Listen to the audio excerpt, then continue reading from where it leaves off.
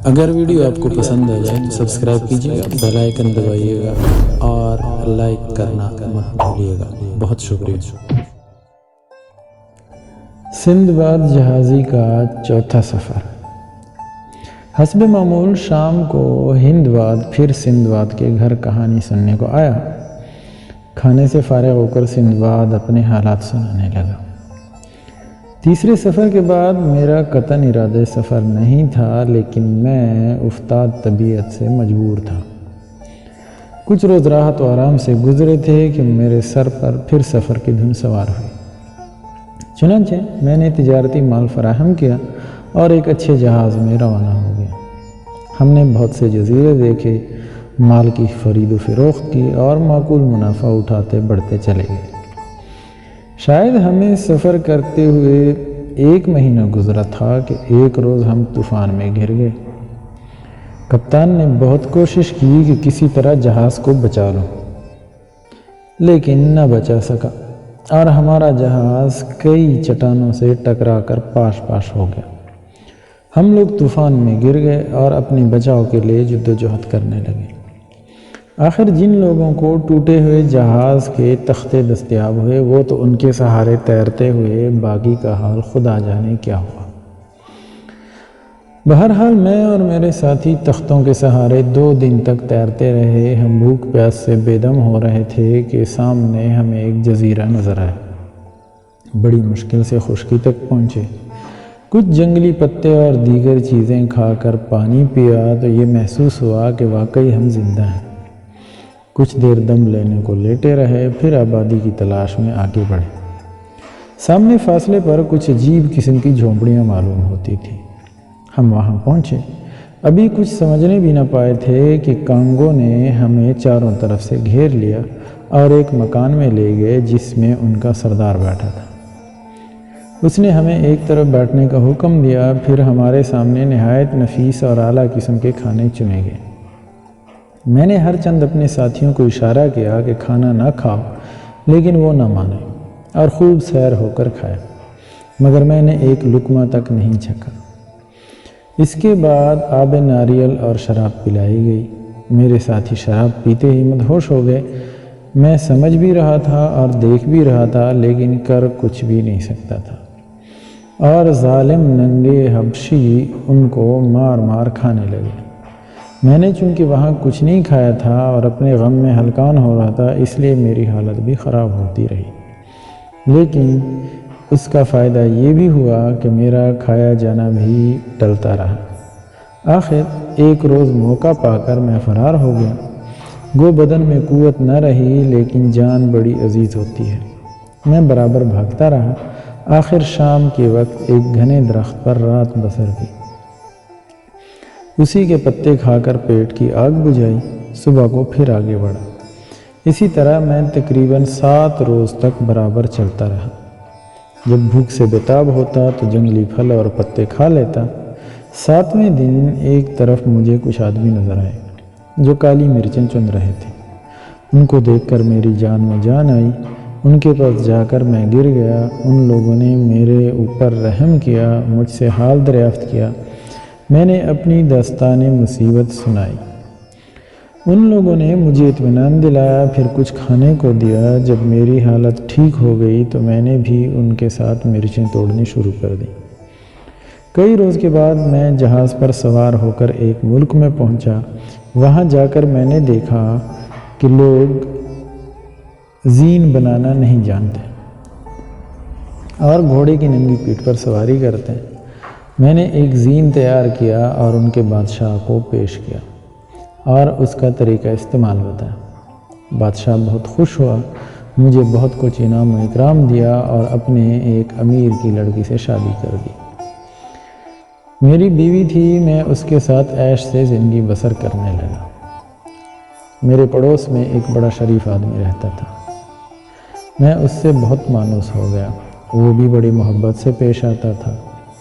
اتفاقاً اس کی بیوی بیمار ہو گئی اور مر گئی۔ میں نے اس کو تسلی و تشفی دی تو کہنے لگا، بھائی میں بھی اب کوئی دن کا مہمان ہوں۔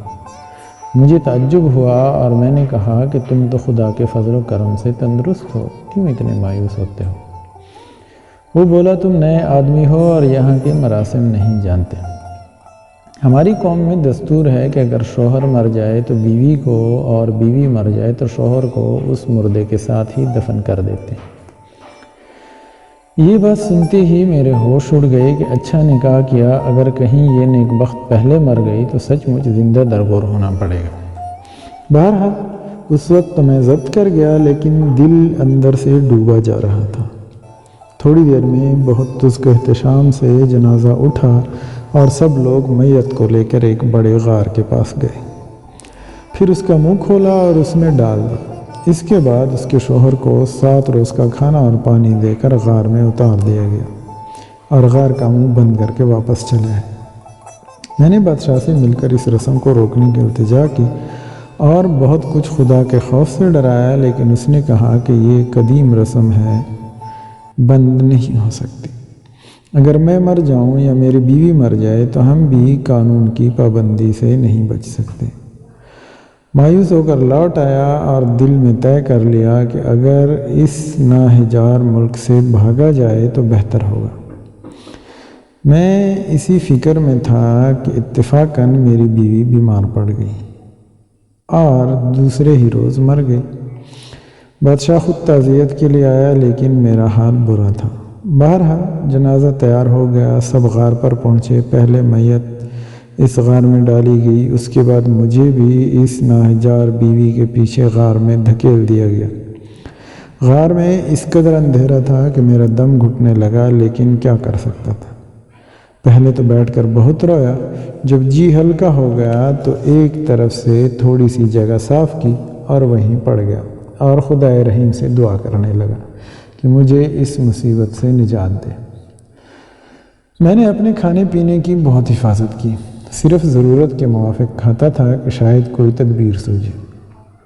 تیسرے روز اتفاقاً کوئی اور مر گیا، چنانچہ غار کا منہ کھلا اور ایک مردہ اور اس کے بعد ایک عورت کا ہاتھ پکڑ لیا اور کھانا پانی بھی لے کر احتیاط سے رکھ دیا اور سمجھایا اور تاکید کی کہ تھوڑا تھوڑا استعمال کرو تاکہ کچھ روز یہ غذا کام دے سکے۔ اس عرصہ میں یہاں سے نکلنے کی کوشش کریں گے۔ 2 روز تک میں نے یہ غذا کام دے سکے۔ اس عرصے میں یہاں سے نکلنے کی کوشش کریں گے۔